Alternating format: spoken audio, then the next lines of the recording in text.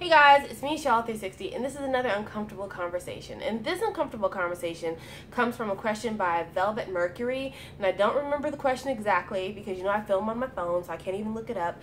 But the question was about a song by Iron and Kiddo called "Roll" from Iron's new album, and I'll leave a link down below to a lyric video for the song. But I just want to warn you guys ahead of time. Trigger warnings. I will be talking about sex, sexual assault, molestation, rape, things of that nature. And if you're uncomfortable with that kind of conversation, I'm just letting you know now. If it'll make you feel like it reminds you of something that's been painful in the past, I just want you to know because I don't ever want to hurt any of you.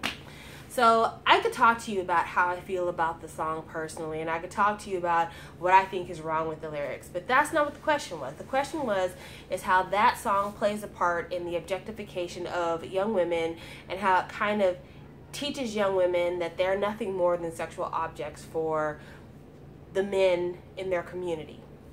Because the song, according to Kiddo, is supposed to be about a BDSM relationship. But when you read the lyrics, the song is basically about a girl getting used for this man's sexual gratification and not meaning anything to him. And the sex that's described in the song is violent, drug-induced sex. There's references to taking mushrooms, and there's, I want to make you cry, I want to make you feel shame every night when you think of this. I mean, it's not a song that I care to listen to ever. I don't think any of you do either.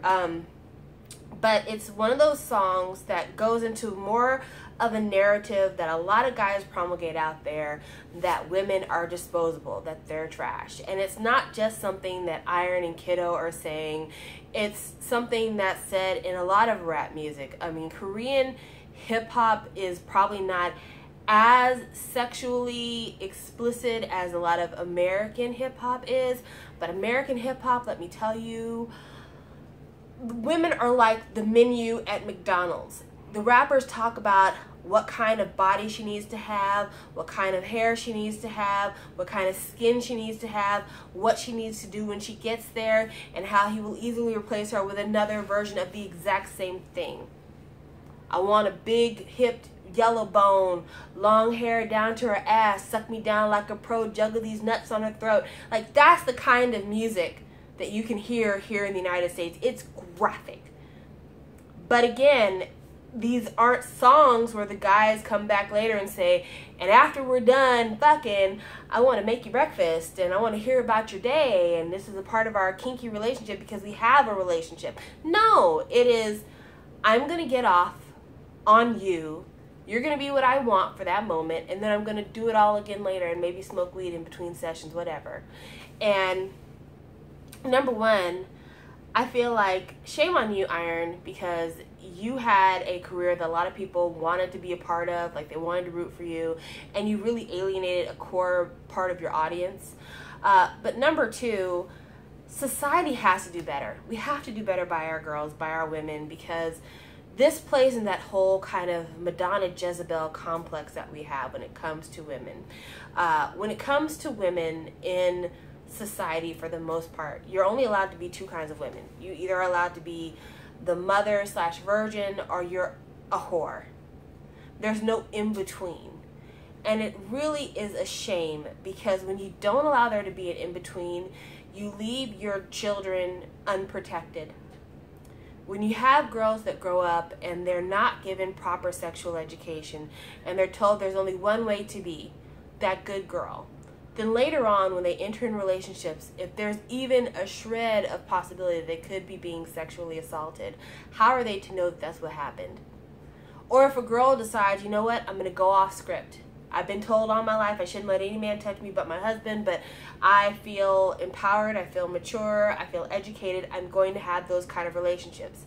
Then if they end up in an intimate relationship with a partner who abuses them, they're going to feel like they're not entitled to justice because society told them, if you're not a good girl, you're a bad girl, and bad things happen to bad girls. And it's not a narrative we share with our boys.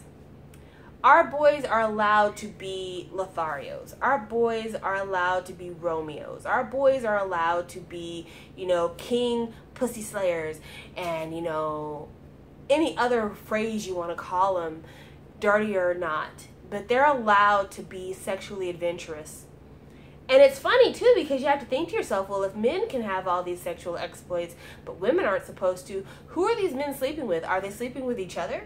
There's nothing wrong with that if that's what we're talking about, but at the same time, I have a feeling that's not what we're talking about here. So you want whores because you want men to have access to whores, but you don't want women to be whores. So what are you really asking for? If you really want whores in your society, even though I hate saying it that, but if you want women who are sexually liberated enough to want to have sex with multiple partners, you've got to protect these women. You've got to protect every woman in between these two spectrums, because the moment we start defining what our line is about, oh, well, only this side of the spectrum will be protected, but these other ones, no. That line can always creep. They can always creep until pretty soon there's not much wiggle room left, and you end up with women in countries where you can be executed for being raped. That happens, and that is unacceptable. But there are women who can be executed for being raped because the idea behind that is, well, you shouldn't have put yourself in a position to be raped. You should not have been outside without a male guardian.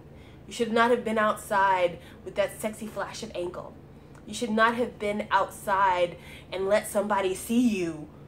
You should have ducked into the shadows when you saw that another human being was present. I mean, my gosh, the list of excuses runs on and on and on.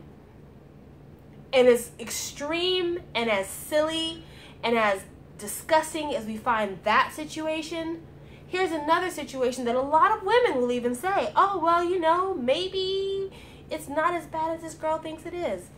Let's say I have met a man. He is hot, like just barn burning hot.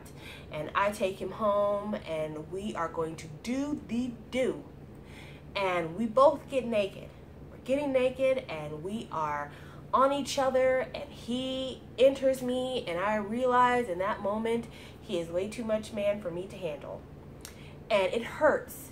And I feel like I might be bleeding down there. And I tell him, stop.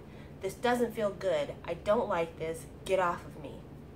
If he doesn't stop, and he continues to have sex with me, and it continues to hurt me, and at this point, I'm no longer aroused. I'm scared. I'm worried. Have I been sexually assaulted? And there's a lot of women who will say, no, because you wanted him, you got naked for him, you allowed him to climb on top of you, you're just upset because his dick was too big. And it's just, it's disgusting. And I'll tell you where my opinions on this came from. This is a very private, personal story about a friend of mine, a really good friend of mine. She and I met in college, but we met at a college that was her second college she had been attending. She had to leave her first college. And she had to leave her first college because of a sexual assault that she suffered. And that sounds crazy, doesn't it? But here's what happened. She was having sex with a guy who she was in somewhat of a relationship with. Like, they had been meeting regularly to have sex. And she went to his dorm room to have sex with him. And they were in a position where he was behind her and she was on all fours. And his back was kind of to the door of his room. And his roommate walks in and sees him having sex with my friend. And his roommate's like, yo, bro, let me get in on that. And my friend, she is in between these two huge men because they're both like sports guys on this campus. And she's a fairly petite girl. She's way smaller than I am. And at this point, she doesn't feel comfortable saying no. But she didn't agree to have sex with this boy's roommate. She agreed to have sex with the one that's behind her.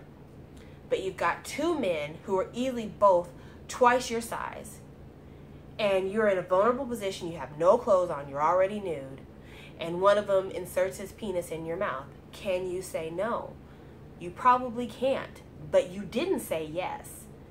Then, unbeknownst to her, the one guy pulls out his phone and starts filming it. And they're going at it. Well, I don't even say phone. I guess it's camera. Back then it would have been a camera, I guess. But he took pictures, basically, of it. And those pictures circulated around the school. and it made my friend seem like a whore to most people. Most people couldn't identify that in that moment she was being photographed being sexually assaulted. And because of the shame and the rumor and the innuendo at that school, she had to leave. But that's another thing about consent that a lot of people don't see as well. I may not have said no, but what if I didn't say yes? That's another question. At what point did the person that you were having sex with say, I agree, I do want to do that?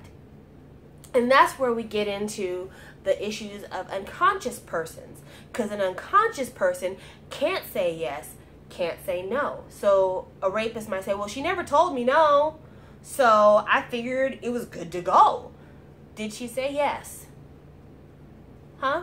No. You didn't hear a yes? You never heard keep going like that, do that again? No? Okay. Well, then there was no consent there.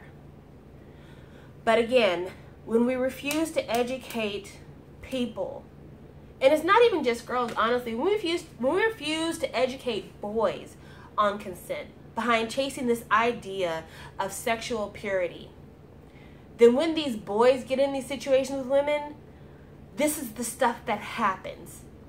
And boys are already pre-programmed with the societal idea that they are superior to women when it comes to things of sexual desires. That they are allowed to have certain sexual freedoms that women are not allowed to have. They're allowed to fuck around as much as they want to, and they're still an okay guy. Whereas a woman who allows herself being fucked around with is a whore. So you take these boys with their lack of education and these girls with their lack of education, and you stick them into these boiler pot situations where there's nobody really knowing what the line is, and you can end up with something that can blow up in your face.